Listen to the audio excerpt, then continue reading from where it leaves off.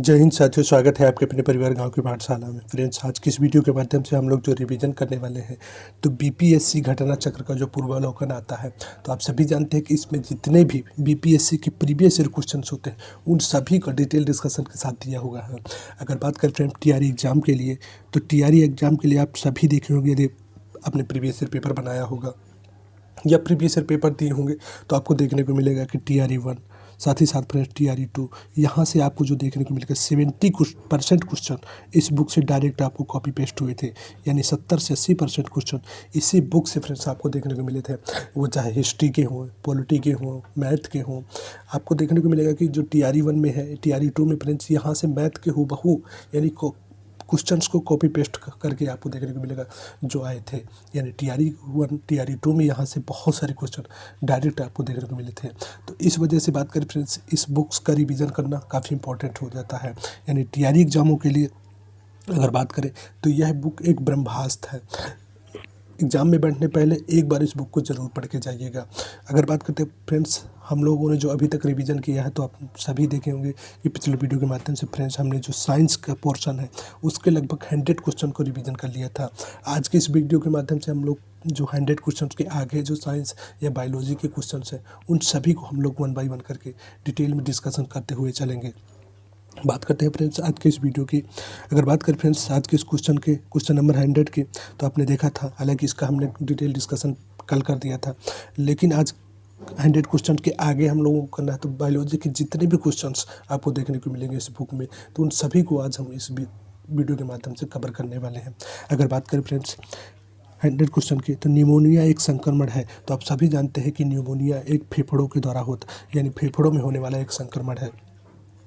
अगर फ्रेंड्स इसकी detail discussion की बात करें तो निमोनिया फेफड़ों का एक संक्रमण है जो कि एक या दोनों फेफड़ों में प्रदाह उत्पन्न करता है। यह संक्रमण विषाणुओं, जीवाणुओं, कवकों आदि के माध्यम से हो सकता है। आप देख सकते हैं कि 67वीं बीपीएससी प्री में 2022 में भी यहाँ से क्वेश्चन बना था। आप देख सकते हैं कि किस टाइप के क्वेश्चन जो कि बीपीएससी के द्वारा पूछे जाते हैं। तो इस वजह से एक बार टीआरई एग्जामों में बैठने से पहले इस बुक को जरूर पढ़ के जाइएगा, क्योंकि यहाँ से पहले भी एग्जाम में क्वेश्चन आए हैं, कॉपी पेस्ट हुए हैं। साथ ही साथ फ्रेंड्स आपको एक आइडिया लग जाता है कि किस टाइप के क्वेश्चन जो कि बीपीएससी के द्वारा पूछे जाते हैं। तो इस वजह से आप देखेंगे कि इस बुक का महत्व काफ़ी बढ़ जाता है। तो कोशिश कीजिएगा कि हम जितने भी सीरीज करा रहे हैं, अभी हमने बायोलॉजी का स्टार्ट किया है, तो बायोलॉजी की आप देख रहे होंगे 2 से 3 वीडियो हमने ऑलरेडी अपलोड कर दिया है। आज की इस वीडियो के माध्यम से फ्रेंड्स हम लोग, मेरा एक ही पर्पज़ है कि जितने भी बायोलॉजी के क्वेश्चन हैं उन सभी को हम लोग डिटेल में डिस्कशन करते हुए चले। वहीं बात करते हैं क्वेश्चन नंबर नेक्स्ट के बारे में फ्रेंड्स। क्वेश्चन नंबर 101, स्त्रियों की तुलना में पुरुष अधिक वर्णांतता से पीड़ित हो सकते हैं, क्योंकि वो आप सबसे जानते हैं कि उनमें केवल, यानी पुरुषों में जो केवल देखने को मिलेगा जो क्रोमोजोम होता है वह एक्स क्रोमोजोम होता है। केवल एक क्रोमोजोम यानी एक्स क्रोमोजोम होता है, तो जिसकी वजह से पुरुष वर्णांतता से अधिक पीड़ित हो सकते हैं। अगर बात करें वहीं वर्णांतता, आपसे पूछता है कि वर्णांतता किस प्रकार की बीमारी है, तो एक जेनेटिकली बीमारी है, यानी आनुवांशिक बीमारी है। तो कई बार आपसे पूछता है कि आनुवांशिक बीमारी कौन कौन सी है। आनुवांशिक अगर बीमारी की बात करें फ्रेंड्स, तो यहाँ से कई बार आपको क्वेश्चन देखने को मिलेगा। तो एक वर्णांतता हो गया, हीमोफीलिया हो गया, ये 2 बीमारी आपको देखने को मिलेगी जो आनुवांशिक बीमारी है। तो हीमोफीलिया की बात करें, हीमोफीलिया, अगर वहीं बात करें फ्रेंड्स वर्णांतता, ये दोनों बीमारी किस प्रकार की है, तो आनुवांशिक बीमारी है। वहीं बात करें फ्रेंड्स अगर इसकी डिटेल डिस्कशन के बारे में, तो स्त्रियों की तुलना में पुरुष वर्णांतता से पीड़ित हो सकते हैं, क्योंकि स्त्रियों में XX क्रोमोजोम जो कि लिंग निर्धारक क्रोमोजोम होते हैं, जिसमें केवल एक X जो कि वर्णांतता के जीन को यदि वहन करता है तो दूसरा Y क्रोमोजोम उसे संतुलित कर देता है। यानी एक्स क्रोम यानी एक अगर जीन को वहन करता है तो दूसरा जो एक्स होता है वो उसको संतुलित कर देता है। इस तरह से अगर बात करें, महिलाएं केवल वाहक का कार्य करते हैं, पीड़ित नहीं होती हैं, जबकि पुरुष जो कि आपको देखने को मिलेगा तो वर्णांतता से पीड़ित हो जाते हैं। सेम यही प्रक्रिया फ्रेंड्स आपको देखने को मिलेगी हीमोफीलिया, जिसमें रक्त का थक्का नहीं बनता है, तो उस बीमारी में भी यही प्रक्रिया आपको देखने को मिलेगी। तो कई बार पूछता है कि हीमोफीलिया किस प्रकार की बीमारी है, तो आनुवांशिक बीमारी है। अगर बात करते हैं क्वेश्चन नंबर नेक्स्ट के बारे में, एस्पिरिन कहाँ से मिलती है, तो एस्पिरिन जो फ्रेंड्स आपको मिलती है एक पेड़ से मिलती है। आप सभी जानते हैं कि एस्पिरिन एक एंटीपायरेटिक या ज्वर हारक दवा होती है या वेदना निवारक का काम करती है, तो इन दवाओं को ये बिल्लो वृक्ष की छाल से प्राप्त हो जाती है। जिस प्रकार से आप देखते हैं फ्रेंड्स कि मलेरिया की जो दवा जो आपको सिनकोना प्राप्त होती है, तो सिनकोना वृक्ष की छाल से प्राप्त होती है। तो कई बार ये भी क्वेश्चन आपको देखने को एग्जाम में मिलेगा। वहीं बात करते हैं क्वेश्चन नंबर नेक्स्ट के बारे में, गेहूं की खेती के लिए कौन सा उर्वरक का उपयोग करेंगे। यानी गेहूं की खेती के लिए आपसे पूछ रहा है कि कौन से उर्वरक का प्रयोग करेंगे, तो नाइट्रोजनधारी उर्वरक का प्रयोग करेंगे।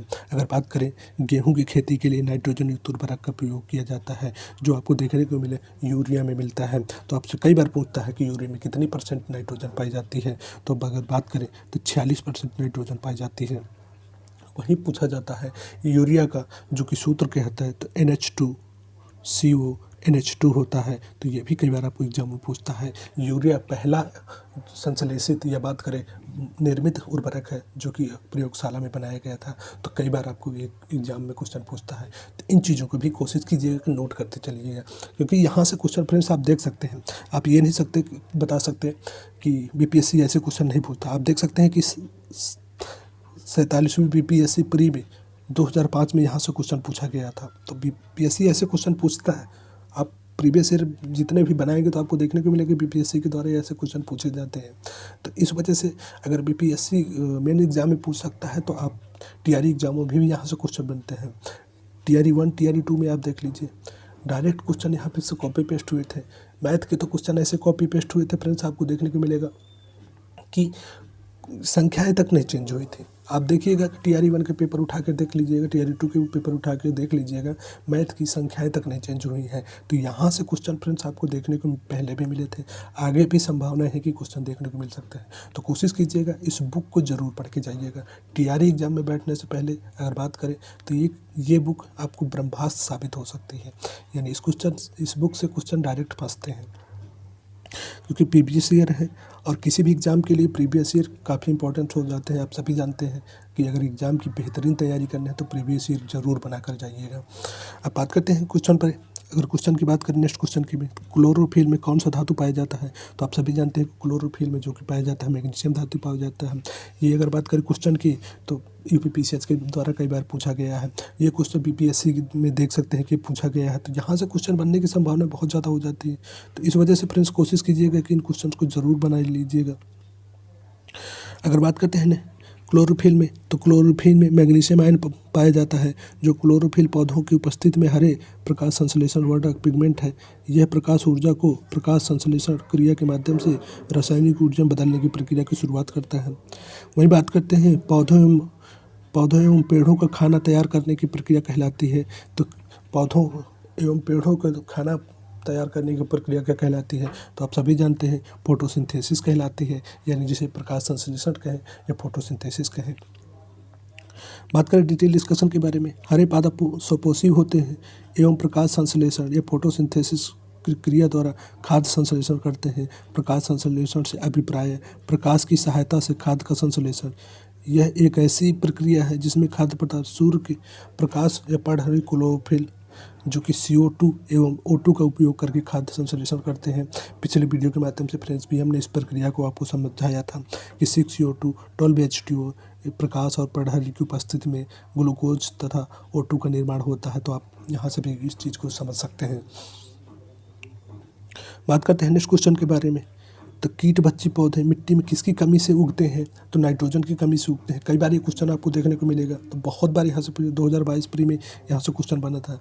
तो आप ऐसे क्वेश्चन जनरली आप कई बार एग्जाम में क्वेश्चन बनने की संभावना ज़्यादा बढ़ जाती है, जो हाल ही के एग्जामों में आया हो। तो कोशिश कीजिएगा इन चीज़ों को नोट करते चलिएगा। अगर बात करते हैं इसके डिटेल डिस्कशन के बारे में, कीट बच्ची पौधे ऐसी मिट्टी में उगते हैं जहाँ नाइट्रोजन की कमी होती है। वो कीटों का भक्षण करके अपनी नाइट्रोजन की आवश्यकता को पूर्ति करते हैं। अगर बात करें जीवन चक्र की दृष्टि पौधे का सबसे महत्वपूर्ण अंग कौन सा है, तो पुष्प होता है। बात करें पुष्प की इंपॉर्टेंस क्यों होती है, तो जीवन चक्र की दृष्टि पुष्प के पौधों का सर्वाधिक महत्वपूर्ण अंग है। पुष्प में परागण तथा भ्रूण का विकास होता है, जिससे बीज बनता है। बीज अंकुरण से पुनः पौधा का निर्माण करता है। तो इस वजह से पॉइंट बात करें तो आपको देखने को पुष्प की इंपॉर्टेंस जो कि पौधे में काफ़ी हो जाती है। वहीं बात करते हैं नेक्स्ट क्वेश्चन के बारे में, पौधे का तना पौधे के सभी हिस्सों में भोजन वितरित करने में किसका प्रयोग किया जाता है, तो किसकी वजह से होता है, तो आप सभी जानते हैं। जो आपकी फ्रेंड्स अगर इसकी डिटेल डिस्कशन की बात करें तो पौधे का तना सभी हिस्सों में भोजन पोषक तत्वों को जल के साथ वितरित तथा भोजन पोषक तत्वों को भंडारण करने में मदद करता है।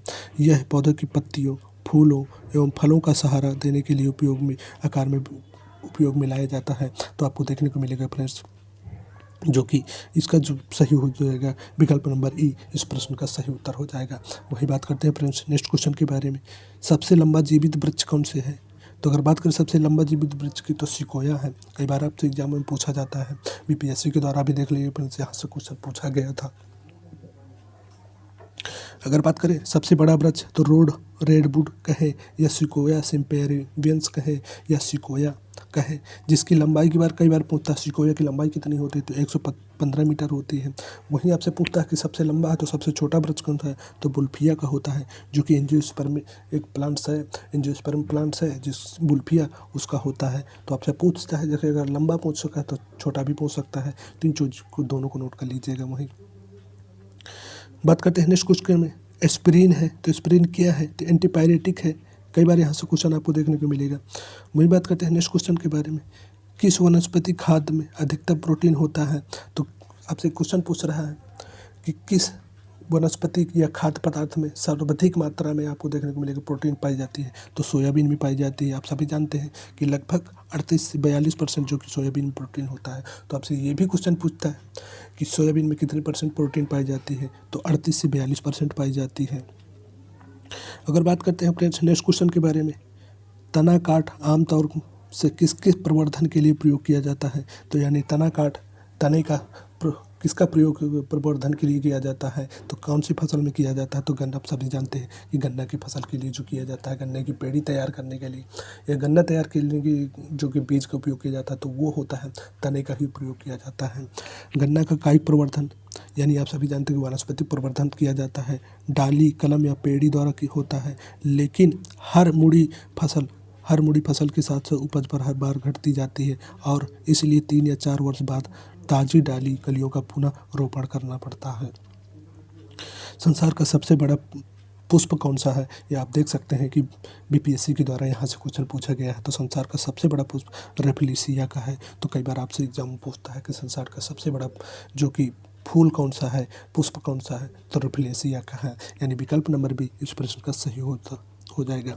अगर बात करें तो यह इंडोनेशियाई वर्षा वन में पाया जाता है। साथ ही साथ डॉक्टर जोसेफ अर्नाल्ड द्वारा 1818 में इसकी पहली बार खोजा गया था। इस फूल का व्यास की बात करें तो आपसे कई बार पूछता है रेफलेसिया के पुष्प का व्यास कितना होता है, तो 100 सेंटीमीटर होता है। अगर इसकी वजन की बात करें फ्रेंड्स तो 10 केजी के बराबर होता है। तो आपसे क्वेश्चन पूछता है कि इसका वजन कितना होता है, तो 10 केजी हो गया। अगर व्यास की बात करें तो 100 सेंटीमीटर होता है। तो इन चीज़ों को फ्रेंड्स कोशिश कीजिए कि नोट करते चलिएगा। अगर बात करते हैं फ्रेंड्स नेक्स्ट क्वेश्चन के बारे में, तो हरगोबिंद खुराना को किस आविष्कार के लिए सम्मानित किया गया था, तो आप सभी जानते हैं कि हरगोबिंद को जीन संश्लेषण के लिए सम्मानित किया गया था।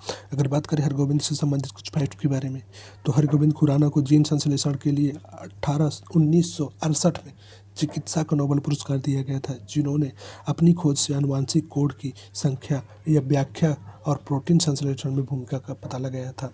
तो आपसे कई बार पूछता है कि हरगोबिंद खुराना को नोबेल पुरस्कार कब दिया गया था, 1968 में दिया गया था। किस चीज़ के लिए दिया गया था, तो जीन संश्लेषण के लिए दिया गया था। तो यहाँ से क्वेश्चन फ्रेंड्स कई बार एग्जामों में आपको देखने को मिलेंगे।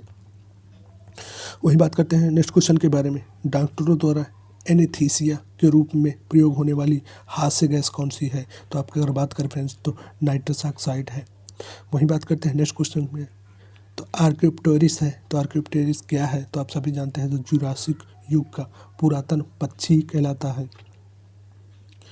अगर बात करें डॉल्फिन वर्गीकृत किए जाते हैं तो डॉल्फिन किस में, मत्स्य में, सरीसृप या उभयचर में। अगर बात करें डॉल्फिन तो आप सभी जानते हैं कि डॉल्फिन एक स्तनधारी है। डॉल्फिन स्तनधारी जलीय जंतु है। डॉल्फिन की अनेक उपजातियाँ पाई जाती हैं, जिसमें गंगा डॉल्फिन भारत की राष्ट्रीय जलीय जीव भी घोषित किया गया। तो यही भी पूछता है कि भारत का राष्ट्रीय जलीय जीव कौन सा है, तो गंगा डॉल्फिन है। तो यहाँ से भी क्वेश्चन आपको देखने को मिलेगा। बात करते हैं नेक्स्ट क्वेश्चन के बारे में, प्रतिवर्ष 5 लाख भारतीयों एक रोग से मरते हैं इसकी पहचान करें तो आप सभी जानते हैं कि 6 रोग से मरते हैं, जिसको हम टीबी के नाम से भी जाना जाता है। यानी भारत में 6 रोग से 2016 में आपको देखने को मिलेगा कि लगभग जो देखने को मिले 4.23 लाख लोगों की मृत्यु हुई थी।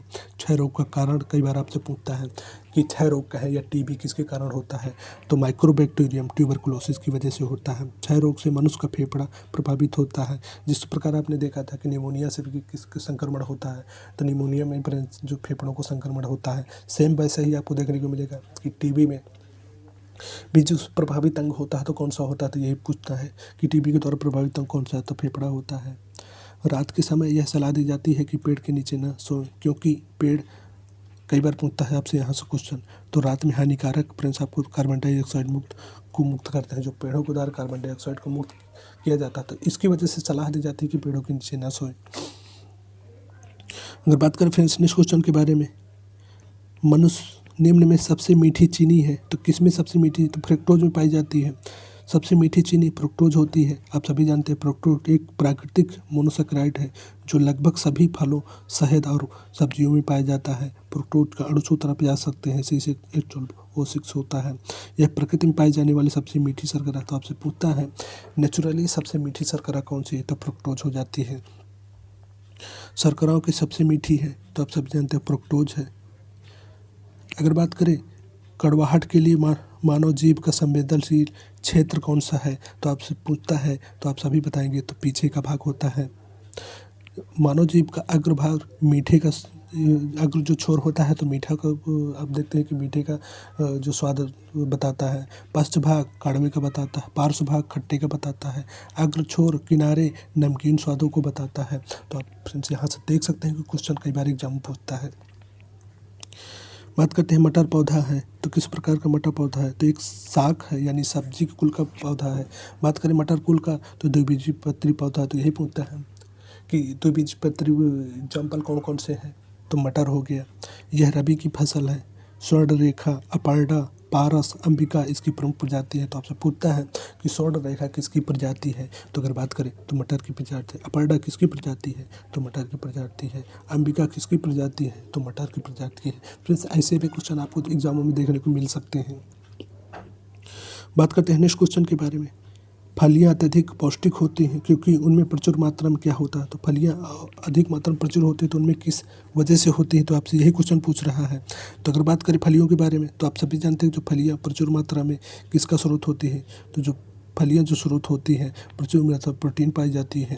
तो इस वजह से जो इसका उत्तर हो जाएगा तो विकल्प नंबर बी हो जाएगा। तो आपसे कई बार पूछता है तो इसका जो उत्तर हो जाएगा विकल्प नंबर बी हो जाएगा। अगर इसके डिटेल डिस्कशन की बात करें तो फ्रेंड्स आपको देखने को मिलेगा कि फलियों में प्रचुर मात्रा में प्रोटीन पाई जाते हैं। इनके पौधे लेग्यूमिनोसी यानी लेग्यूमिनोसी कुल के अंतर्गत शामिल हैं। इनकी जड़ों की ग्रंथियों में नाइट्रोजन स्थिरीकरण करने वाले जीवाणु पाए जाते हैं। अगर एग्जाम्पल की बात करें कि किन किन में फलियाँ पाई जाती हैं, तो मटर, अरहर, मूंग, सोयाबीन, मूंगफली और उड़द, इन सभी में फ्रेंड्स आपको देखने को मिलेगा कि फलियाँ पाई जाती हैं। बात करते हैं नेक्स्ट क्वेश्चन के बारे में। थायराइड ग्रंथि थायरॉक्सिन स्रावित करने के लिए उत्तेजित करने वाला अंतःस्रावी हार्मोन कौन सा है, तो आपसे क्वेश्चन पूछता है तो TSH है। यानी TSH की बात करें, थायराइड गले के पास पाई जाने वाली एक छोटी तिल्ली के आकार की ग्रंथि है। इससे स्रावित होने वाला हार्मोन की बात करें कि ऊर्जा विनियमन करता है। यह हार्मोन TSH यानी थायराइड स्टिमुलेट हार्मोन होता है। इसका निर्माण की बात करें तो पीयूष ग्रंथि से होता है। बात करते हैं थायराइड ग्रंथ की खराबी किसकी कमी के कारण होती है, तो आपसे कई बार पूछता है तो आयोडीन की कमी से होता है। या बात करें आपसे ये भी पूछता है कि आयोडीन की कमी से कौन सा रोग होता है, तो आपको देखने को मिलेगा कि घेंघा रोग होता है। आयोडीन युक्त थायरॉक्सिन का अमीनो एसिड है जिसका स्रावण थायराइड ग्रंथि द्वारा होता है। थायराइड ग्रंथ से थायरॉक्सिन हार्मोन स्रावित करने के लिए उत्तेजित करने वाला अंतःस्रावी हार्मोन यानी TSH यानी थायराइड स्टिमुलेटिंग हार्मोन्स या थायरोट्रोपिन होता है, जिसका स्रावण अग्र पिट्यूटरी या थायरोट्रॉप कोशिकाएं करती हैं। रुधिर में आयोडीन एवं थायरॉक्सिन की कमी होने पर पीयूष ग्रंथि से टीसीएस का स्राव बढ़ जाता है, जिसका प्रभाव थायराइड को अधिकाधिक हार्मोन स्रावित करने के लिए प्रेरित करना होता है। शरीर में आयोडीन की कमी से गोइटर या घेंघा नामक रोग हो जाता है। तो कई बार ऐसे पूछता है। अगर बात करें बायोलॉजी के अंतिम क्वेश्चन जो फ्रेंड्स आपको बीपीएससी की टीआरई या बीपीएससी की घटना चक्र पूर्वावलोकन है, तो जो बायोलॉजी के लगभग 127 क्वेश्चन ही इस बुक में दिए गए हैं। तो अगर बात करें अंतिम क्वेश्चन के, तो जब बकरी या भेड़ का मांस खाते हैं तब हम किस उपभोक्ता के अंतर्गत आते हैं? तो द्वितीय उपभोक्ता के अंतर्गत आते हैं। तो अगर बात करें मानव एवं अन्य जीव सर्वाहारी कहलाते हैं। वहीं आपसे फ्रेंड्स क्वेश्चन पूछता है कि तिलचट्टा किस प्रकार का है, मांसाहारी है या शाकाहारी या सर्वाहारी? तो कई बार एग्जाम पूछता है। तो अगर तिलचट्टा की बात करें तो तिलचट्टा भी एक सर्वाहारी की श्रेणी में आता है। मांसाहारी द्वितीय या गौण उपभोक्ता कहलाते हैं। बात करें शाकाहारी तो प्राथमिक उपभोक्ता कहलाते हैं। प्राथमिक उत्पादक तो जितने भी पौधे होते हैं जो अपना स्वयं निर्माण करते हैं, यानी भोजन का निर्माण अपने लिए करते हैं, तो वो जो आपको देखने को मिलेगा कौन सा होते हैं, तो हरे पौधे होते हैं। अगर बात करें इससे संबंधित क्वेश्चन के बारे में, तो जब हम बकरी या भेड़ का मांस खाते हैं तब हम द्वितीय उपभोक्ता के अंतर्गत आते हैं। तो क्वेश्चन फ्रेंड्स जो यहाँ से पूर्वावलोकन के माध्यम से जो जितने भी क्वेश्चन देखे उन सभी को हमने वन बाय वन करके डिटेल में डिस्कशन किया। यदि आपने पिछले वीडियो नहीं देखा तो आप उसको भी देख लीजिएगा। ये सारे वीडियो एक बार में आप देख लीजिएगा, क्योंकि यहाँ से क्वेश्चन पिछले भी बने हैं, आगे भी बनने की संभावना है। तो कोशिश कीजिएगा कि बायोलॉजी के लगभग हमने 127 क्वेश्चन को फ्रेंड्स डिस्कशन कर लिया, जितने भी 127 हैं। अगले वीडियो के माध्यम से फ्रेंड्स हम लोग जो डिस्कशन करेंगे तो फिजिक्स के क्वेश्चन, साथ ही साथ केमिस्ट्री। तो 2 से 3 वीडियो फ्रेंड्स आपको देखने को मिलेगा, पूरा जो साइंस कवर हो जाएगा। 1 से 2 से 3 घंटे में फ्रेंड्स आप पूरे कवर कर सकते हैं। तो यहाँ से कवर करेंगे तो आपको एक बार एक आइडिया लग जाएगा किस टाइप की बीपीएससी के द्वारा क्वेश्चन पूछते हैं। और सबसे अच्छी तैयारी करने का एक ही रीज़न होता है, या सबसे अच्छा वे जो होता है तैयारी करने का, 4 किताबों से पढ़ना बेहतर ये है कि सबसे पहले आप उसके प्रीवियस ईयर क्वेश्चन को लगाइए, तो आपको एक कंसेप्ट क्लियर होगा किस टाइप के क्वेश्चन आते हैं, कहाँ से किस टॉपिक से क्वेश्चन उठा रहा है। तो एक आपको एक अच्छी समझ के साथ साथ विकसित होगी। तो कोशिश कीजिएगा कि इस बुक्स को, साथ ही साथ ये जो सीरीज़ चल रही है इस सीरीज़ को ज़रूर वॉच कीजिएगा, पूरा वीडियो देखिएगा, जिससे कि आपको एकदम कंसेप्ट क्लियर हो जाए। क्योंकि आधा छोड़ देंगे वीडियो तो आपको कई बार कन्फ्यूजन क्रिएट होगा, और वही कन्फ्यूजन आपको मेरिट से बाहर कर देता है। तो जो भी पढ़िए एकदम क्लियर पढ़िए, ताकि जब एग्ज़ाम में क्वेश्चन वहाँ से बने तो उस चीज़ को आप एकदम पकड़ पाएँ। तो आई होप कि ये सीरीज़ आपको पसंद आ रही होगी। वीडियो पसंद आए तो वीडियो को लाइक कीजिएगा, एक प्यारा सा कमेंट कीजिएगा। तो आज की वीडियो में इतना ही, मिलते हैं नेक्स्ट वीडियो में अगले टॉपिक के साथ। तब तक के लिए जय हिंद, जय भारत।